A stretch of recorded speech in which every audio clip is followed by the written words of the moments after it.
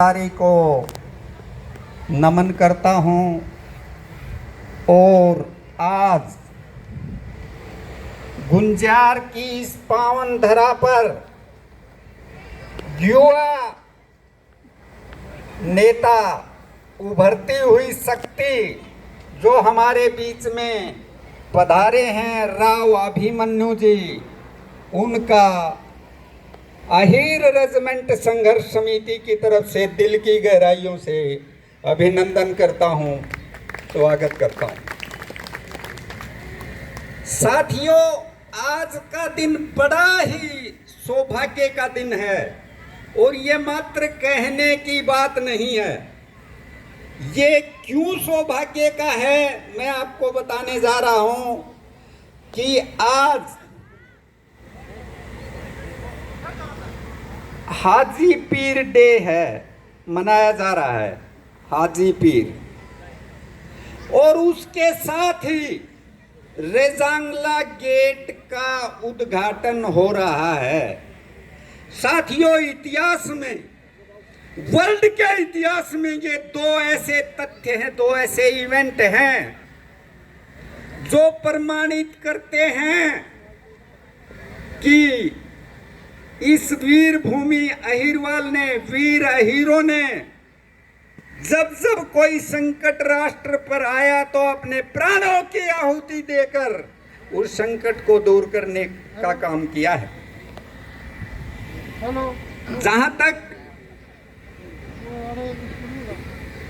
हाजी पीर का सवाल है, साथियों, हाजी पीर दर्रा, उस पे चढ़ाई करने के लिए हमारी सेना की कई कंपनियों को लगाया गया था।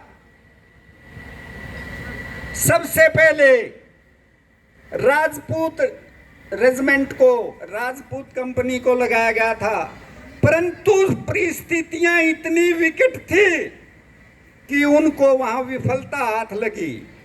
उसके बाद दूसरी बहादुर कंपनी को लगाया गया, उनको भी विफलता हाथ लगी।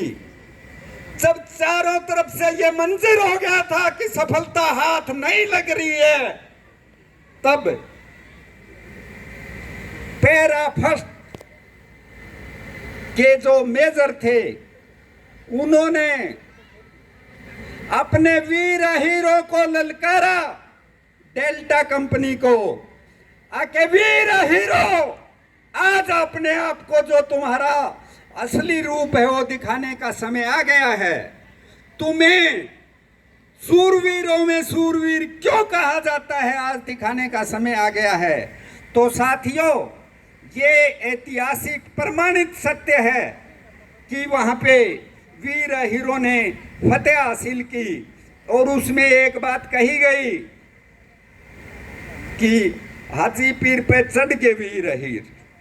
तो वीर हीरों की डेल्टा कंपनी, जिन्होंने ये साबित कर दिया ताकि वो सिर्फ सूरवीरों में आती, सूरवीर का खिताब उनको यूं ही नहीं मिला, तो वहाँ इस कंपनी ने ये, मतलब रेजांगला की ये गाथा है, उस ना रेजांगला की क्या, हाजी पीर की ये गाथा है।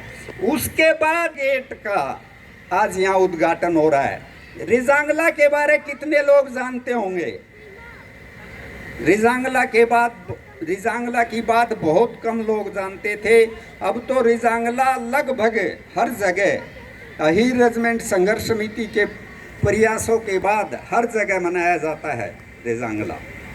साथियों, रेजांगला क्या है इसके बारे में थोड़ा बताऊंगा कि 62 की लड़ाई पुराने फौजी भाई जानते होंगे। सन 62 में हमारे पास संसाधन नहीं थे और चाइना से हर मोर्चे पे विफल हुआ था। हिंदुस्तान की सेना हर मोर्चे पे विफलता लेके वापिस आ रही थी।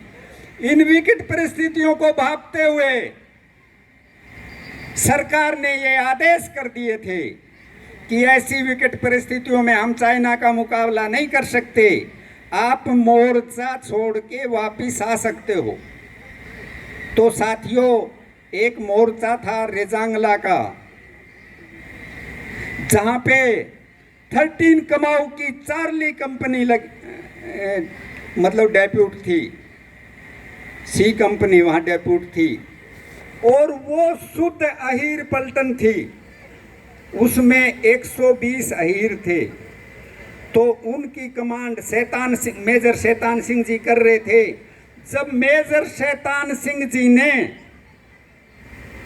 वो सरकारी आदेश जब पढ़ के सुनाए कि भाई ऐसी विकट परिस्थितियों में आप चाइना का मुकाबला नहीं कर सकते, आप मोर्चा छोड़ के आ सकते हो। परंतु उस कंपनी की विशेषता थी, उसमें भाई भाई चाचा भतीजा इस प्रकार थी, जीजा साला ये लड़ रहे थे।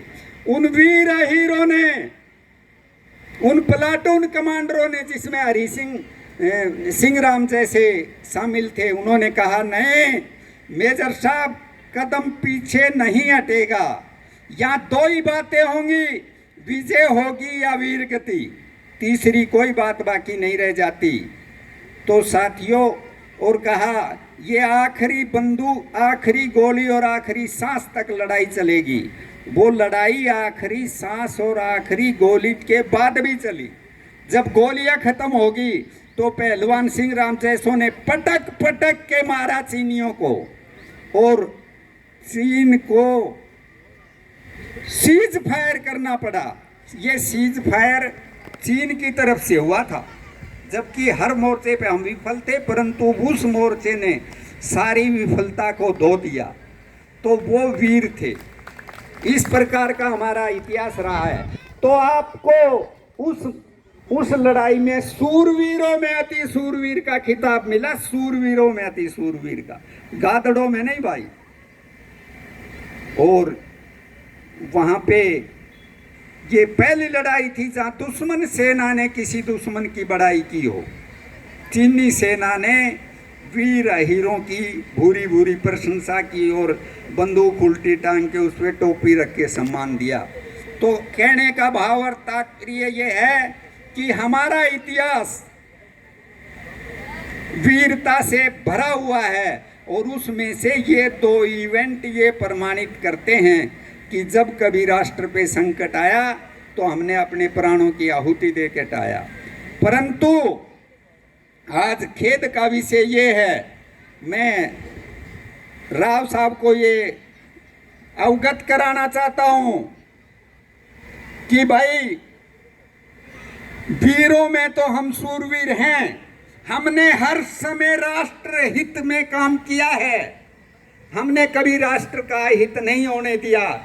परंतु हमारे कंधे पर भी आज भी अहीर नाम नहीं लिखा हुआ, हमारा कंधा सुनना है। भाई वीरता में हम सबसे आगे, और संख्या बल में हम हिंदुस्तान में 1 नंबर पे हैं, हर 5वां भारतीय यादव है। और वीरता आपको बता दी, वीरता के मामले में अहीरों का कोई सानी नहीं है।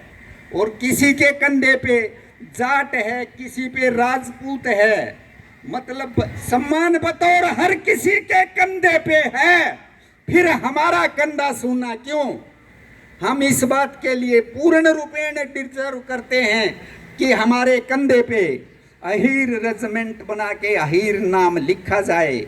अच्छा, आपको तकलीफ होती है कि नहीं भाई हमारा कंधा सुनना है? होती है कि नहीं?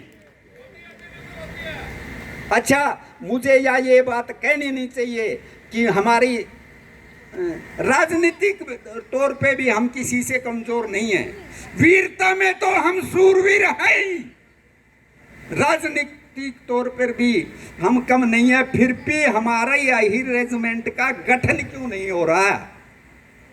क्या आप सभी मेरी इस बात से सहमत हो कि अहीर रेजिमेंट का गठन हमारी न्याय संगत मांग है? सहमत है। होना चाहिए कि नहीं? होना चाहिए साहब।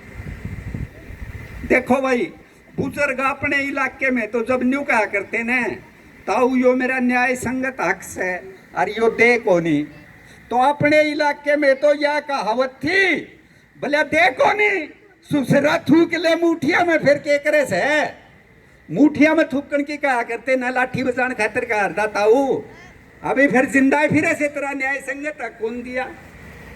देखो अब मुठिया में थूकने वाली बात तो खत्म होगी। आज जमाना है प्रजातंत्र है और प्रजातंत्र में सिरों की गिनती है, संख्या बल का महत्व है।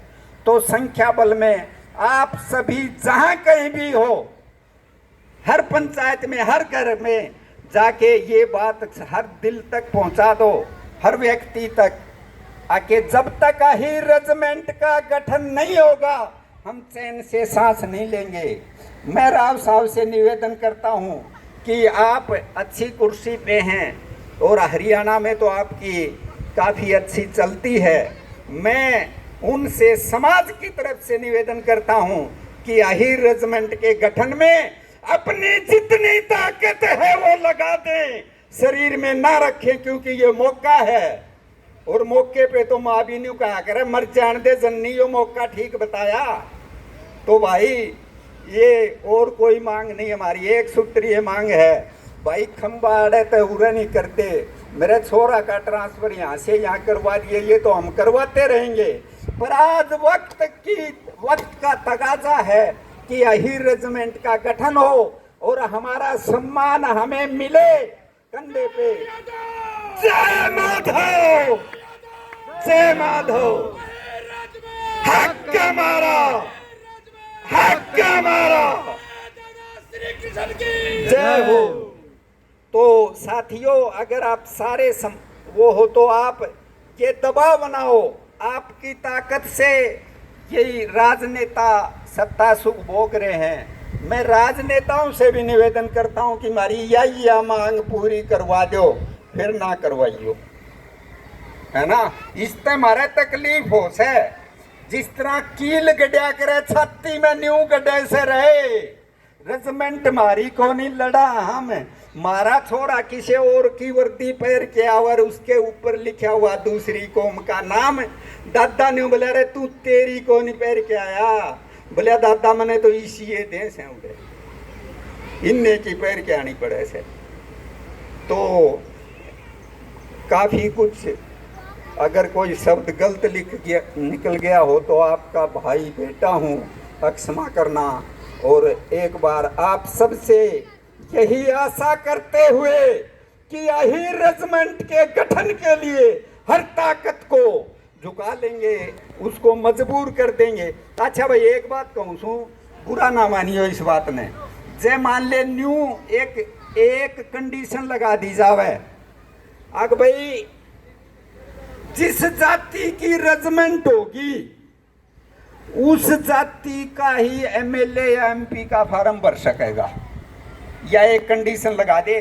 जिस तरह आपने कंडीशन लगा दिया अगर इसका चूल्हा टैक्स बकाया है वो कौन नहीं भर सके फार्म। न्यू कंडीशन लगा दे कि जिस जाति की रेजिमेंट होगी उससे का फार्म भरा जाएगा। ये सामने 10 बनवा दिया राजनेता, 10 बनवा दिया कि नहीं बताओ, 10 बनवा दिया। तो इसलिए मैं आशा से आपकी तरफ पूरा समाज देख रहा है और आपकी ताकत है, उस ताकत का सदुपयोग करते हुए करवाने का कष्ट करें। जय हिंद, जय भारत।